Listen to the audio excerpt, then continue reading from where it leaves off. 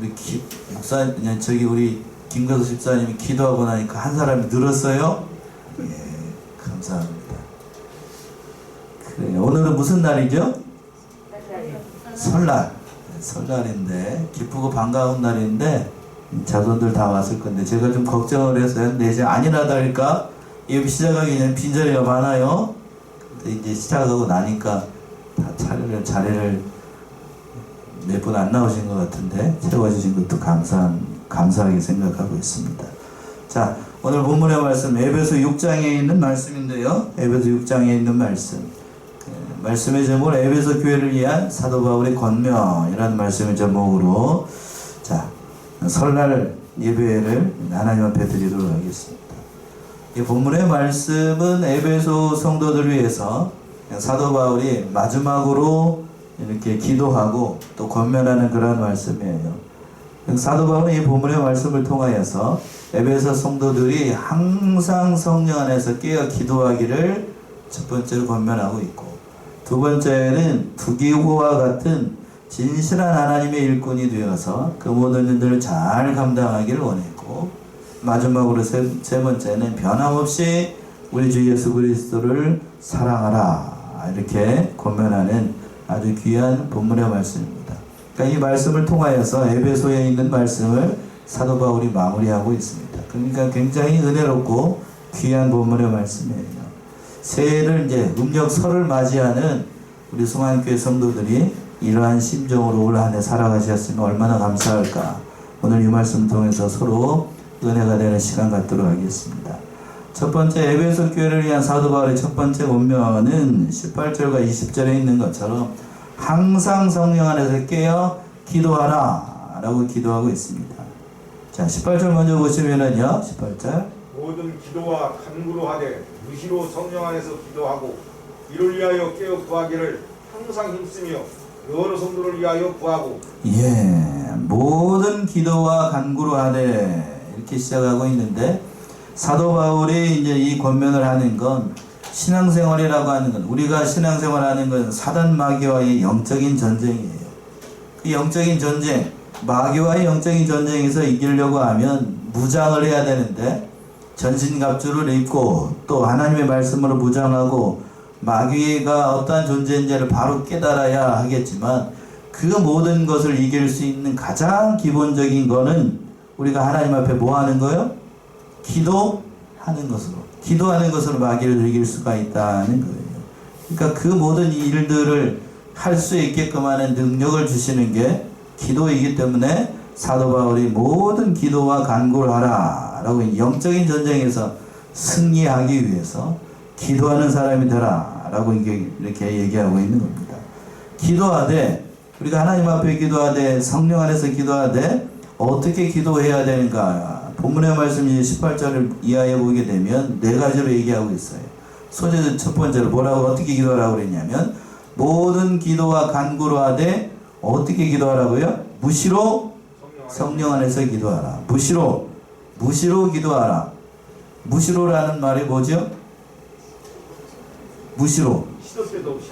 예, 그쵸. 시도 때도 없이. 그냥 무시로 하게 되면 좀 세상에 익숙하신 분들은 나오나 가사 이름 아니요? 이렇게 얘기하는 사람들도 있는데, 그게 아니고 무시로, 때도 없이. 우리말로는 그렇게 번역을 하는데, 그러니까 모든 시간, 모든 기회 쉬지 말고 하나님과 기도하라는 의미예요. 그러니까 항상 쉬지 말고 기도하라. 왜 그런가? 여러분, 숨 쉬는 거 우리 숨 쉴 때에 잠시라도 숨을 멈추게 되면 어떻게 되죠? 죽어요. 여기 이제 요이 땡 해가지고 1분 동안 숨 참는 사람 얼마 주겠어요? 그러면은 여러분 1분 동안 숨 참는 사람, 1분 코 막고 이렇게 입 막고 1분 동안 숨 참는 사람 몇 분이나 되시나요? 집에서 한번 해보셨나요? 숨 참기 쉽지 않아요? 그런데 우리 영적인 호흡이라고 하는 이 기도를 우리는 틈만 나면 잘 쉽니다. 무슨 핑계가 건강이 좋지 않다, 또는 피곤하다. 그런데 오늘 본문의 말씀에서 보게 되면 무시로 성령 안에서 기도하라고 했어요.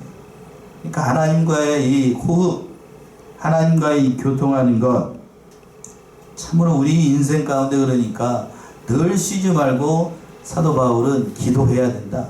기도해야만 우리가 마귀와의 싸움에서 승리할 수 있고 그 어려운 세상 우리가 기도를 이겨나갈 수 있다는 얘기입니다. 두 번째 뭐라고 그랬냐면 중반절에서 무시로 누구 안에서 기도하라고 되어 있어요? 성령 안에서 기도하라. 기도하되 시도 때도 없이 날마다 늘 깨어서 기도하되 성령 안에서 기도해야 됩니다. 이건 성령의 감동을 힘입어서 성령 안에서 기도하라는 얘기죠. 성령의 감동이 없는 기도, 하나님과의 교통이 없는 기도, 하나님이 듣지 않으시죠. 그러니까 우리가 성도가 기도할 때에 성령으로 기도하기를 힘써야 된다는 거예요. 성령으로 그럼 기도한다는 게 뭔가? 그동안에 혹시라도 지은 죄가 있으면 한 주간에 살면서 하나님 앞에 지은 죄가 있다라고 하면 그 죄를 붙잡고 회개하는 마음을 먼저 가져야 되고 또 교만한 마음을 버리고 자신을 부인하고 전심으로 하나님 앞에 매달려서 하나님의 도우심을 구하며 특별히 성령의 감동하심으로 기도해야 돼요. 하나님께서 성령을 통해서 우리의 기도를 도와주신다라고 그랬잖아요. 로마서 8장이죠. 8장 26절 한번 봅시다. 로마서 8장 26, 27 성령께서 우리를 도와주십니다. 로마서 8장 26절 27절 이와 같이 성령도 우리 연약함을 도우시나니 우리가 마땅히 빌 바를 알지 못하나 오직 성령이 말할 수 없는 탄식으로 우리를 위하여 친히 간구하시느니라. 마음을 감찰하시는 이가 성령의 생각을 아시나니 이는 성령이 하나님의 뜻대로 성도를 위하여 간구하심이라. 예, 참 귀한 본문의 말씀이죠. 이와 같이 성령도 우리의 어떠함을 도우셔요? 연약함을 도우십니다. 우리의 연약함을 도와요. 특별히 어떠한 연약함을 도우시는가? 우리가 마땅히 빌 바를 알지 못해요. 우리가 하나님 앞에 뭘 구해야 될 것인가? 어떤 것이 먼저 기도해야 될 건가? 우리는 알지 못합니다. 그래서 그 성령께서 말할 수 없는 탄식 가운데 우리를 도와주시고 우리에게 마땅히 필요한 것이 무엇인지를 성령 하나님께서 간구해 주십니다. 그러니까 우리는 하나님 앞에 기도할 때 염려할 필요 없고 성령께서 우리의 연약함을 도우신다라고 얘기했으니 하나님 앞에 우리는 기도하기만 하면 됩니다. 잘못 구하는 것이 있으면 하나님께서 어떻게 해주시니까요?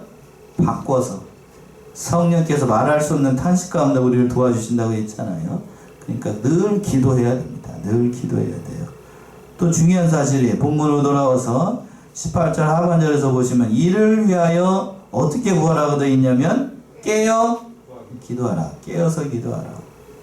그러니까 기도는 마귀와의 그 싸움에서 이길 수 있는 가장 강력한 무기가 바로 기도라고 얘기를 했는데 그 기도를 할 때에 무시로 하고 성령 안에서 기도하고 또 어떻게 기도해야 된다고요? 깨어서 기도해야 됩니다. 깨어서. 여러분 밥 먹을 때 잠자면서 밥 먹나요? 잠자면서 밥 먹는 사람 한번 손 들어보세요. 나는 잠자면서 밥을 먹는다. 밤자면서 밥을 먹는 사람 없어요. 어떻게 해야 밥을 먹을 수 있죠? 깨어 일어나야 됩니다. 아침에 일어나가지고 세수하고 잠자는 것도 깨야 밥을 먹을 수가 있어요. 아무리 오늘 음력설이라고 해요. 음력설인데 좋은 날이 기쁘고 반가운 날인데 아무리 기쁘고 반가운 날이라고 해도 누워있는 자식 잠자고 있는 손주한테 억지로 이렇게 떡국을 먹일 수는 없어요. 어떻게 해야 되죠? 깨워야 돼. 그것처럼 우리가 하나님 앞에 기도할 때에도 깨어서 기도해야 됩니다. 여기서 깬다는 건 물론 육신적으로 깬다는 얘기가 아니고 영적으로 깨어 있어야 되는 거죠. 영적으로 깨어 있어서 늘 하나님 앞에 교통하는 삶을 살아야 돼요. 그리고 그 하반절에서 보시면 뭐라고 하는 이를 위하여 깨어 구하기를 항상 힘쓰라는 거예요. 항상 힘쓰라. 기도할 때 그러니까 저를 가리켰던 은사 목사님들이 자주 썼던 표현 신용만 내지 말고 모양만 내지 말고 앉아만 있지 말고 힘써야 된다고. 힘써야 돼요.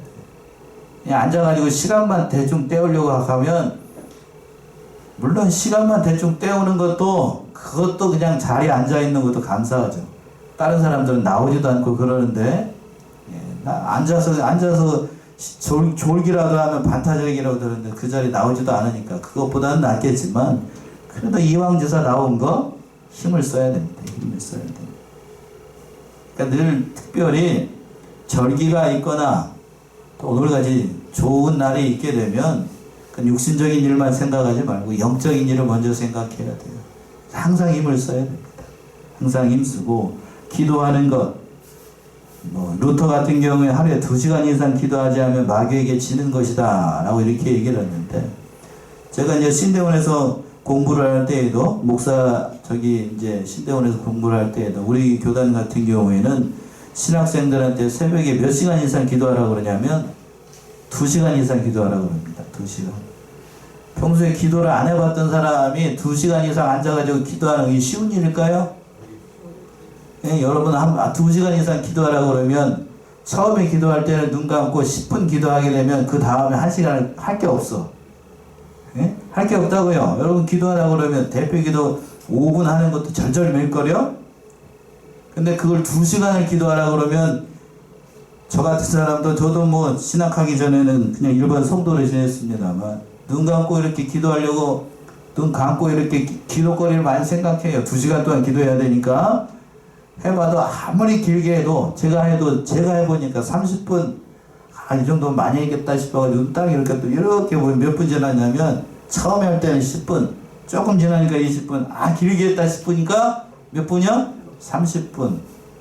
그 뒤에는 할 게 없어. 2시간, 1시간 반 동안 앉아가지고 그냥 낑낑대고 땀 뻘뻘 흘리고 그랬던 기억이 있는데, 그냥 시간이 지나니까 그렇게 기도하는 게 아니고, 그 말씀 전해준 목사님이 있죠? 그 새벽에 말씀하신 거, 그걸 묵상하고 나는 어떻게 살아야 될 것인가 하면 2시간이 금방 지나가요. 금방 지나갑니다. 항상 기도하기를 힘쓰라는 겁니다. 그리고 마지막으로 4번째 18절 하반절에 있는 말씀처럼 항상 힘쓰며 누구를 위해서 기도하라는 거냐면 여러 성도들과, 그리고 19절 20절 이하에 보게 되면 교육자를 위해서 기도하라는 얘기예요. 여러 성도를 위해서 구하라. 기도할 때 그러니까 자기 자신만을 위해서 기도하는 건 그는 사도 바울이 원하는, 또 하나님이 원하는 그런 기도라고 할 수 없어요. 그러니까 보통 성도들한테 기도하라 그러면 누굴 위해서 기도하기가 제일 쉽냐면 자기와 자기 가족과 자기만을 위해서, 그러니까 자기만을 위해서 기도하기가 참 쉽습니다. 그러나 오늘 본문의 말씀에 보게 되면 그런 말이 단 한 군절도 없어요. 여러 성도를 위해서 기도하라는 얘기는 자기 자신만을 위해서 기도하는 것 뿐만 아니라 교회의 각 기관과 교회에 어려움 당하고 있는 성도들, 특별히 몸이 아픈 성도들, 우리 교회도 몸이 연약한 성도들이 많이 있는데 또 어려움 당한 성도들, 그들을 위해서 기도하라는 거예요. 1차적으로는 물론 사람이 본능적으로 자기가 어려움을 당하게 되면 자기를 위해서 기도하게 됩니다. 그 차원을 넘어서 하나님이 원하시는 기도는 그걸 넘어서서 다른 어려움 당한 성도들, 몸이 아픈 성도들, 여러 성도들을 위해서 기도하라는 거예요. 또 특별히 누구를 위해서 기도해야 되냐면, 누구를 위해서요? 교육자. 특별히 교육자는 누구를 얘기하는 거죠? 오늘날 목사를 위해서 기도하라는 얘기입니다. 그 말씀이 19절 20절에 있어요. 19절 20절 한번 읽어보시겠습니까? 또 나를 위하여 구할 것은 내게 말씀을 주사 나로 입을 벌려 복음의 비밀을 담대히 알리게 하소서 할 것이니, 이 일을 위하여 내가 쇠사슬에 매인 사신이 된 것은 나로 이 일에 당연히 할 말을 담대히 하게 하려 하심이니라. 예, 19절 시작을 할 때 그랬습니다. 또 나를 위하여 구할 것은, 사도 바울이 자신을 위해서 기도해달라라고 하는 것은 자기의 그 개인적인 영달을 위해서 기도해달라는 거죠? 그런가요? 19절 20절 보시게 되면 자기를 위해서 기도해달라는 그 이유가 자기가 잘 되도록 하기 위해서가 아니고, 잘 보세요. 19절 다시 한번 쫓아서 잘 보시면, 또 나를 위하여 구할 것은 내게 무엇을 주사? 말씀을 주사 나로 입을 벌려 뭐를 담대히 알게 하고 복음의 비밀을 담대히 알게 하옵소서 할 것이니, 사도 바울이 이렇게 기도를 부탁하고 있는 건 자신의 개인적인 욕심이나 자신이 뭐 이렇게 잘 되도록 하기 위해서가 아니고 말씀을 더욱더 잘 전하도록 하기 위해서, 또 특별히 본문의 말씀에서 복음의 비밀을 깨닫도록 하기 위해서 사도 바울에게 기도를 부탁하고 있는 거예요. 그렇죠? 목사의 사명은 말씀을 제대로 전하는 겁니다. 그러니까 목사를 위해서 기도를 해야 됩니다. 저도 마찬가지예요. 성도들이 하나님 앞에서 목사를 위해서 기도해 줄 때에 감사하는 거예요. 감사하는 거. 또 특별히 20절에서는 뭐라고 그랬냐면 이 일을 위하여 내가 쇠사슬에 매인 사신이 된 것은 나로 이 일에 당연히 할 말을 담대히 하게 하려니라. 사도 바울도 그걸 잘 알았어요. 자신이 하나님 앞에 부름을 받아서 사도로 부름을 받는 건 그 일을 담대히 전하고 그 말씀을 통해서 어려움 가운데 있고 환난 가운데 있다 할지라도 그 모든 일들을 담대히 감당하도록 하기 위해서 하나님께서 세우셨다는 것을 알고 이 사도 바울이 그 일을 위해서 기도해 주기를 원했던 겁니다. 그러니까 목사가 말씀을 전하는 것도 그렇습니다.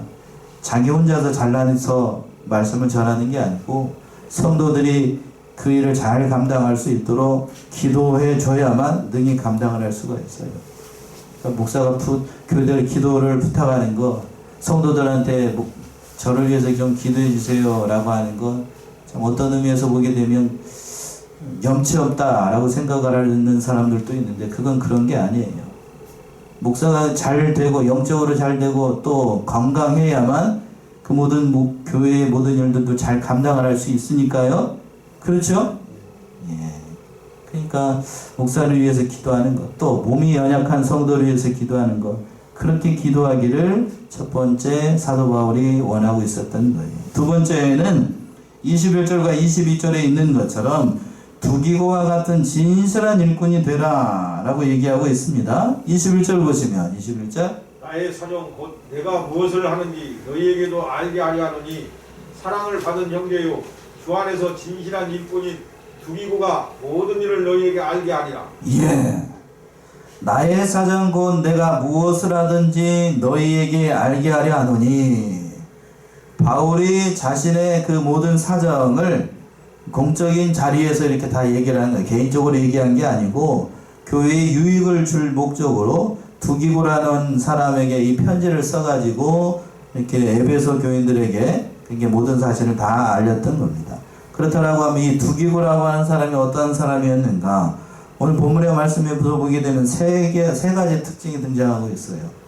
잘 보세요. 나의 사정 곧 내가 무엇을 하든지 너에게 알게 하려노니 무엇을 받은 형제라고 되어 있냐면 첫 번째 사랑을 받은 형제라고 되어 있습니다. 사랑을 받은 형제다. 이 두기고는 사도 바울이 3차 전도 여행을 할 때에 그 전도하는 일에 동행했던 그 일꾼이었었는데 그래서 이 사람이 요 에베소서, 골로새서, 빌레몬서를 가지고 오네시모와 함께 아시아의 여러 교회들을 방문했던 그런 사람입니다. 그러니까 매우 희생적인 사람이었고 그리고 동정심이 많고 사도 바울에게 충성된 그런 일꾼이었어요. 그래서 사도 바울이 두기고를 믿고 심부름 보내고 또 사명을 많이 맡겼다고 합니다. 그러니까 이 두기고를 보게 되면 윗사람이나 아랫사람이나 그리고 또 같이 일했던 동역자들에게 많은 사랑을 받았던 사람이에요. 그러니까 우리도 하나님과 사람 앞에서 뭐를 받는 사람이 되어야 되냐면 사랑을 받는 사람이 되어야 돼요. 오늘 설이잖아요. 우리 권사님도 그렇지만 특별히 여러 자식들이 있지만 특별히 사랑스러운 손주들이 있어요 없어요? 말 안 해도 속으로는 말 안 하고 있지만 겉으로는 얘기하지만 속으로는 그렇습니다. 이렇게 표현하면 좀 그런데 이 손주와 같은 다른 손녀들이 다 여기만 같으면 얼마나 좋겠는가 속으로는 다 그렇게 얘기합니다. 그 특별히 오늘 본문에 등장하고 있는 두기고가 바로 모든 형제들로부터 사도 바울로부터 특별히 사랑을 받는 그런 형제였다는 거예요. 사랑하는 성안의 성도님들이 다른 형제들로부터 특별히 뭘 받는 성도들? 사랑을 받는 그런 형제들이 되세요. 또 중요한 특징인 거 21절 하반절에 또 등장하고 있는데 주 안에서 어떠한 일꾼이라고 소개하고 있냐면 진실한 일꾼이었다는 거예요. 두기고가 그러니까 하나님 안에서 모든 일들을 할 때에 진실하게 행하였다는 얘기죠. 진실한 일꾼. 진실이라는 것은 믿음이 있고 충성된 사람이라는 얘기입니다. 그러니까 이걸 보게 되면 투기구가 하나님의 일을 할 때에 진실되고 거짓이 없어서 믿음이 있고 그 모든 일들을 충성되게 일을 했고 하나님 앞에서나 또는 사람 앞에서 거짓이 없이 그 모든 일들을 잘 감당했던 그러한 사람이라는 사실을 알 수가 있어요. 그러니까 많은 어려움들이 있고 그때 당시에는 지금과 같지 않아요. 예수를 믿는다고 하는 건 생명을 담보로 해야 되는 일이었기 때문에 그 고난 중에서도 어려움 중에서도 흔들리지 않고 특별히 변절하지 않고 예수 믿다가 어려움을 당하게 되면 에이 나 예수 못 믿겠다 이렇게 변절하는 사람들이 많아요. 그런데 끝까지 그 사도 바울 옆에서 그 모든 일을 잘 감당했던 그런 진실한 일꾼이었습니다. 그러니까 우리 주님도 이러한 일꾼, 진실한 일꾼을 통해서 하나님의 일을 맡깁니다. 자, 누가복음 12장 한번 가보시겠습니까? 누가 12장 42절 43절 하나님은 진실한 분을 원하셔요. 누가 12장 42, 43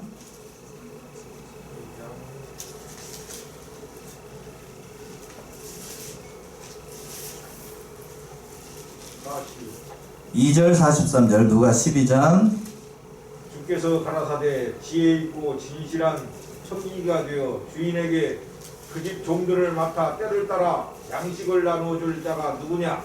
주인이 이를 때 그 종이 종에 이렇게 하는 것을 보면 그 종이 복이 있으리로다. 예. 예수님께서 말씀하시기를 주께서 가라사대 지혜 있고 어떠한 청지기? 진실한 청지기가 되어 주인에게 그 집 종들을 맡아 때를 따라 양식을 나눠줄 자가 누구이겠느냐. 이런 사람이 있으면 복이 있다 라고 말씀했습니다. 그러니까 성도의 생명은 어디에 있냐면 진실에 있습니다. 진실. 그러니까 하나님 앞에서 외식하는 것 또 위선 떠는 거 그거 통하지 않아요. 사람을 속일 수 있어도 누구는 속이지 못해요? 하나님을 속일 수 없습니다. 그러니까 우리도 진실한 일꾼이 돼요. 진실한 일꾼. 여러분도 진실하고 또 사랑스러운 사람 보게 되면 좋잖아요. 그러니까 오늘날 한국의 정치판을 보게 되면 진실한 사람 찾아보기가 어려워요. 진실한 사람 찾아보기가 어려운데 그러나 우리 예수를 믿는 사람들은 하나님 안에서 진실한 일꾼이 되어야 됩니다. 그러니까 진실한 사람. 그러니까 목사도 하나님 앞에서 진실해야 되고 장로나 안수 집사님도 하나님 앞에서 어떻게 해야 되고요? 진실해야 되고 권사님들이나 다른 집사님들도 하나님 앞에서 어떻게 해야 되고요? 진실해야 됩니다. 주일학교 교사들도 여러 성도님들도 하나님 앞에서 진실한 일꾼이 돼야 그 일을 잘 감당할 수 있어요. 오늘 본문의 말씀에서 등장하고 있는 투기고가 바로 그러한 진실한 일꾼이었다는 거예요. 믿을만 해야 하나님의 일을 맡기지요. 그치요? 믿을만 해요. 그러한 진실한 일꾼이 되라고 말씀하고 있습니다.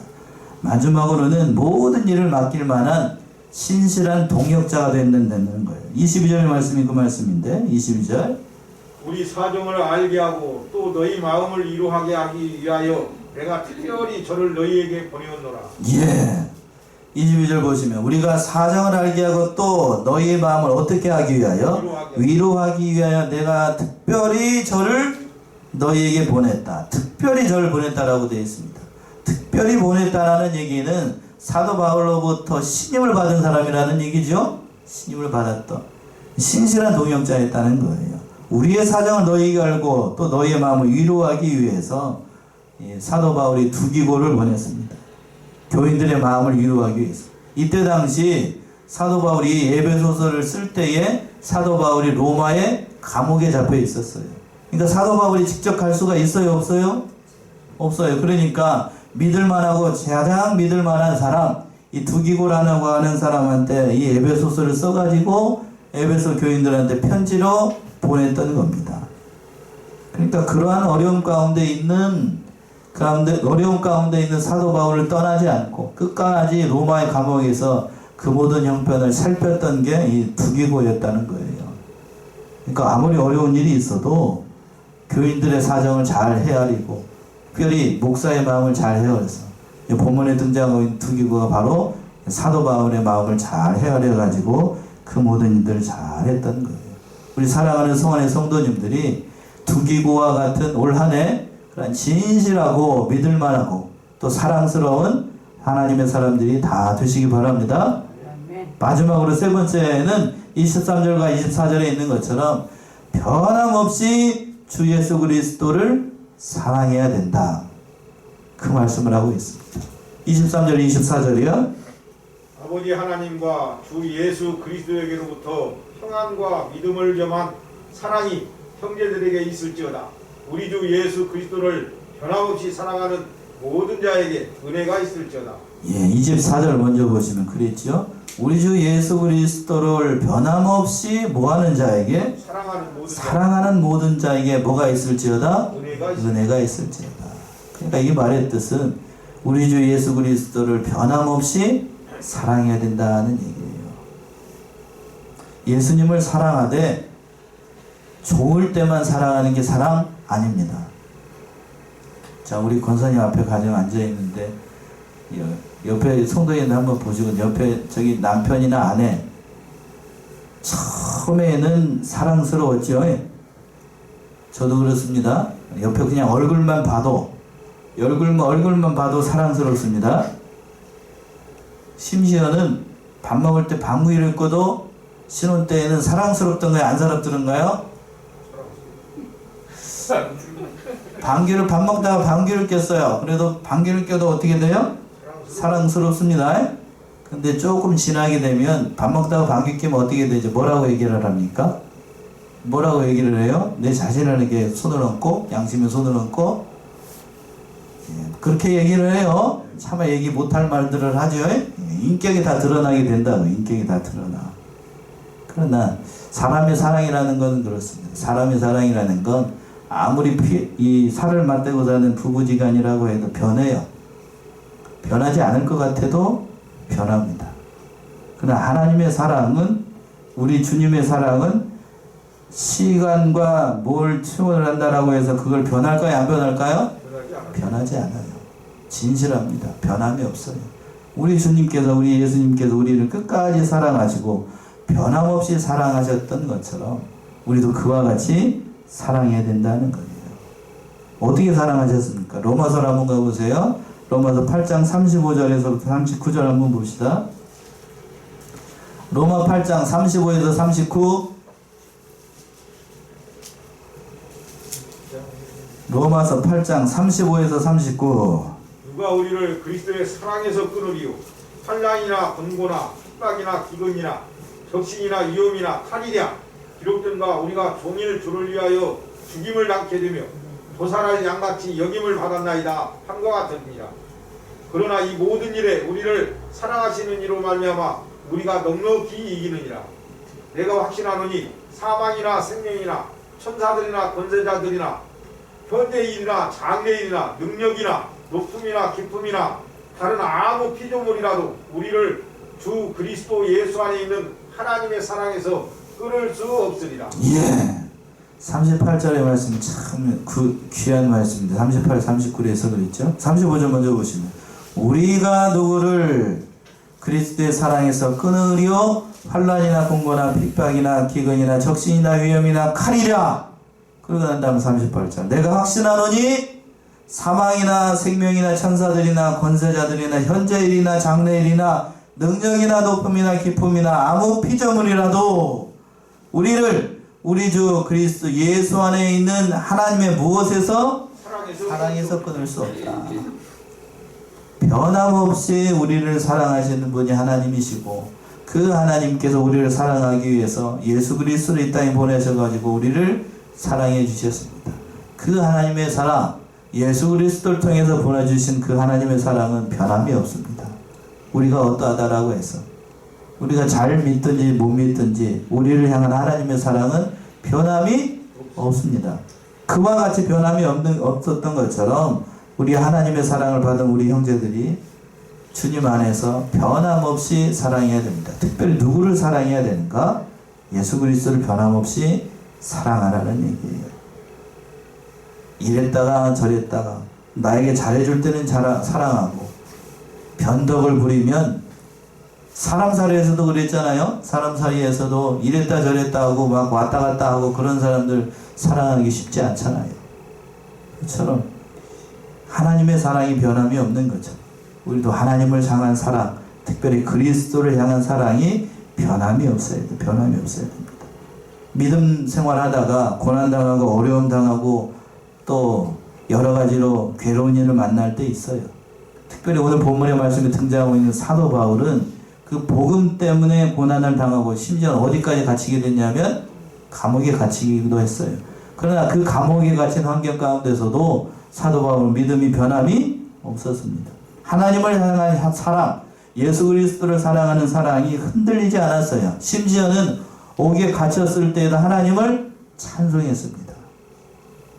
그러니까 예수 믿는 것 때문에 어려움 당하고 몸이 아프고 괴로운 일을 만날 때 그 어려운 현실들만 바라보지 말고 우리를 사랑하신 예수 그리스도의 사랑 바라봐야 됩니다. 변함없이 사랑해야 돼요. 저는 어제 말씀을 준비하다가 이 마지막 23절과 24절 말씀에서 참 많은 은혜를 받았어요. 다시 한번 보실까요? 23, 24. 아버지 하나님과 주 예수 그리스도에게로부터 평안과 믿음을 겸한 사랑이 형제들에게 있을지어다. 우리 주 예수 그리스도를 변함없이 사랑하는 모든 자에게 은혜가 있을지어다. 그 변함없이 사랑하는 자에게 뭐가 있다라고 있냐면 은혜가 있을 것이다. 진실로 은혜가 있습니다. 그러니까 올 한 해 예수 그리스도를 변함없이 사랑하시고 그 변함없이 사랑하신 예수 그리스도께서 그에게 은혜를 주신다라고 얘기했어요. 있을지어다 라는 것은 축도의 축도, 명령이기도 하고 선언이기도 합니다. 반드시 예수를 변함없이 사랑하는 자에 뭐가 있다는 얘기예요? 은혜가 있다는 얘기입니다. 그러니까 그 은혜를 경험하시는 사랑하신 우리 성안의 성도님들 모두가 되시고 사도 바울의 에베소 교회를 위해서 이렇게 권면하였던 것처럼 이러한 견면의 말씀이 비단 이 에베소 사람들 뿐만 아니라 사랑하시는 성원의 성도님들 한 사람 한 사람에게 다 임해서 참으로 하나님의 은혜로 말미암아 복된 새해를 살아가시는 저와 여러분들이 다 되시기 바랍니다. 기도하겠습니다.